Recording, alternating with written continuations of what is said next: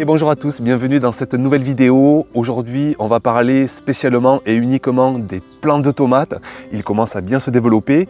On va voir si c'est utile ou pas de les tailler, d'enlever quelques branches, d'enlever quelques gourmands.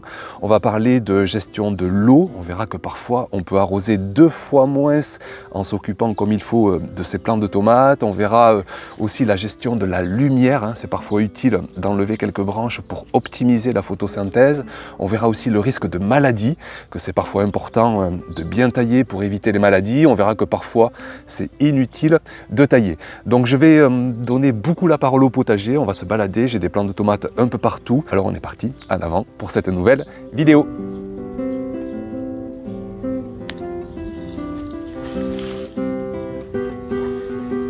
Allez, on va traverser toute la parcelle à fruits rouges, le champ de patates et on va aller voir les premiers plants de tomates. On va parler de la gestion de maladies. C'est super important. Il y a vraiment des gestes essentiels à faire pour se prémunir d'une contamination des plants de tomates par des éventuels champignons qui sont dans le sol. Donc on arrive ici avec 4 premiers plants.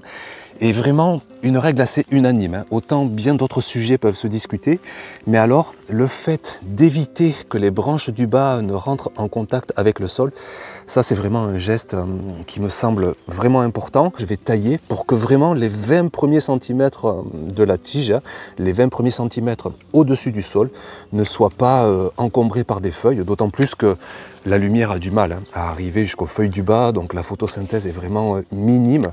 Autant ici, voilà, ça travaille à tout va, les feuilles sont pleines de lumière, mais sur les feuilles du bas, vraiment, il y a plus de risques que de bénéfices.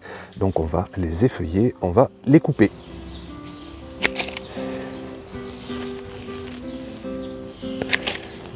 Ce qui est intéressant aussi à savoir, c'est que ces branches de tomates, ces feuilles de tomates, elles ont une odeur qui est vraiment assez puissante et c'est un bon répulsif. On peut les mettre par exemple en paillage au pied des carottes, au pied des choux et ça va avoir tendance à éloigner les ravageurs, la mouche de la carotte, la pyride du chou.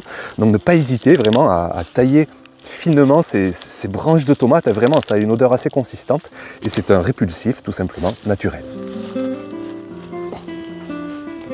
Un point vraiment essentiel par contre, c'est de tailler absolument ces plants quand il fait le plus sec, le plus beau possible, dans un grand ciel bleu, un milieu d'après-midi, et on peut tailler ces plants.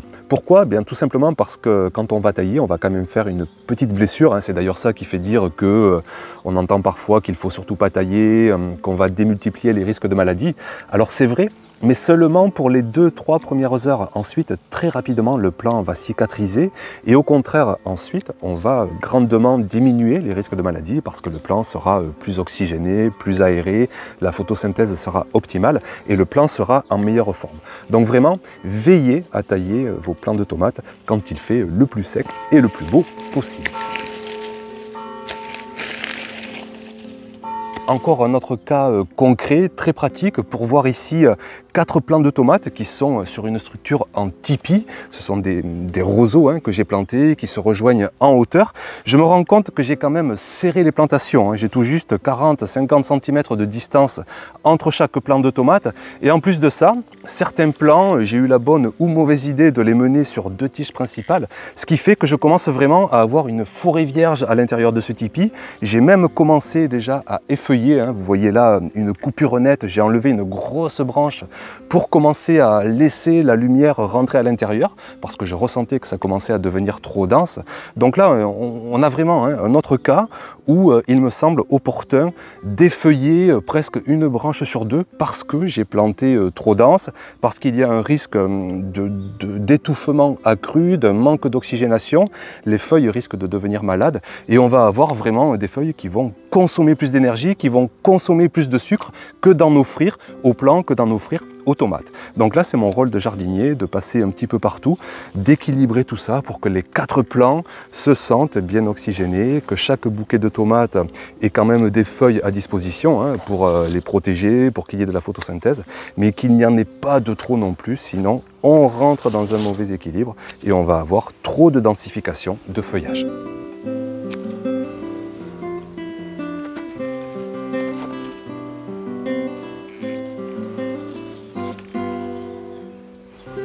On va se diriger maintenant vers une autre zone à plant de tomates et ça va être l'occasion de parler de l'eau, de l'arrosage, du besoin en eau de chaque plant. Et vous allez voir que de tailler, que d'effeuiller ces plants, on peut parfois diminuer vraiment drastiquement le besoin en eau pour chaque plant de tomates. Alors ici, encore plein d'exemples intéressants. Donc un beau plant de tomates qui doit faire quasiment 80 cm de hauteur. Je n'ai pas encore supprimé toutes les branches du bas qui sont carrément en contact avec le sol. Donc c'est chose que je vais faire de suite.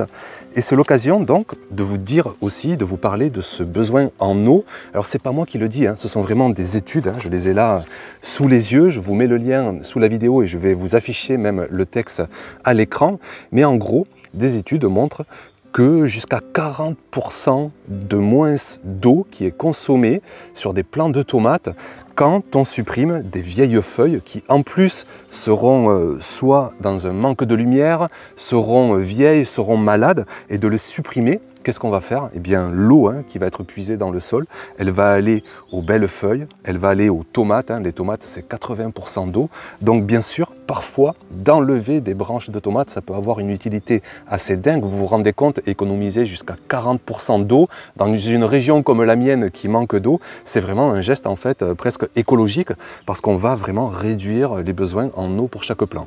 Donc si on a des branches qui sont trop basses, qui sont trop malades, qui sont trop vieilles, qui se font trop de concurrence les unes avec les autres, il peut être vraiment opportun de les tailler pour déjà réduire conséquemment le besoin en eau, qui n'auront pas, le besoin n'ira pas dans ces feuilles, et pour que nos plants soient en meilleure forme, et en plus pour que nos tomates soient encore plus grosses et encore plus bonnes. L'occasion aussi de parler des gourmands. J'en parle pas trop dans cette vidéo parce que j'en ai déjà souvent parlé. Mais là, si je voulais une deuxième tige principale, je laisserai ce gourmand se développer. Mais ici, je préfère. Voilà, sur ce, c'est vraiment des préférences, des ressentis. Et puis surtout, regardez, il y a un deuxième gourmand là que j'ai pas vu qui est costaud. Ben voilà, je vais laisser le plant ici se développer sur 2 branches.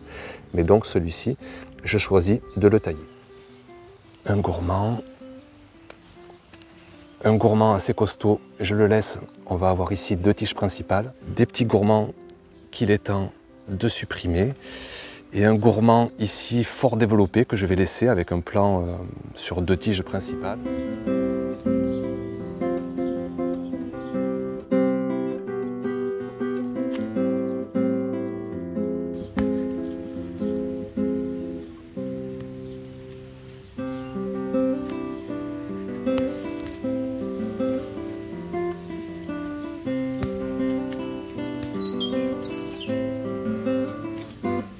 Par ici, nous sommes sur des variétés de tomates cerises. Alors c'est vrai que les tomates cerises vont réclamer un petit peu moins d'eau, un petit peu moins de sucre, un petit peu moins d'énergie.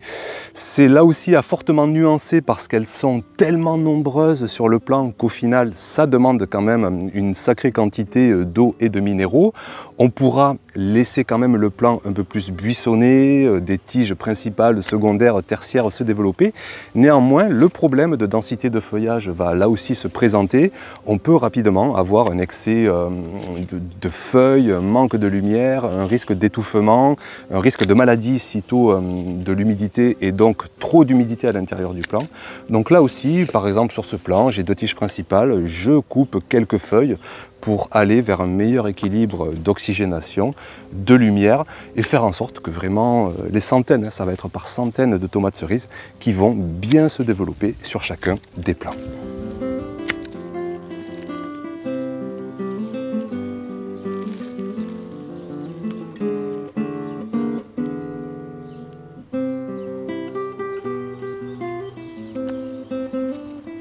Je finis avec ce plant de tomates qui a un feuillage légèrement différent. Vous dire que justement, vous aurez des feuilles plus ou moins petites, des feuillages plus ou moins denses selon les variétés. Et c'est donc vraiment au cas par cas qu'on va choisir de tailler des feuilles, de tailler des branches ou pas, selon le risque d'étouffement, de manque de lumière. Rappelez aussi le rôle essentiel des feuilles. On n'est pas là pour dire qu'il faut tout supprimer. Les feuilles, c'est de la photosynthèse. Ça va servir aussi à protéger les bouquets de tomates de trop de soleil.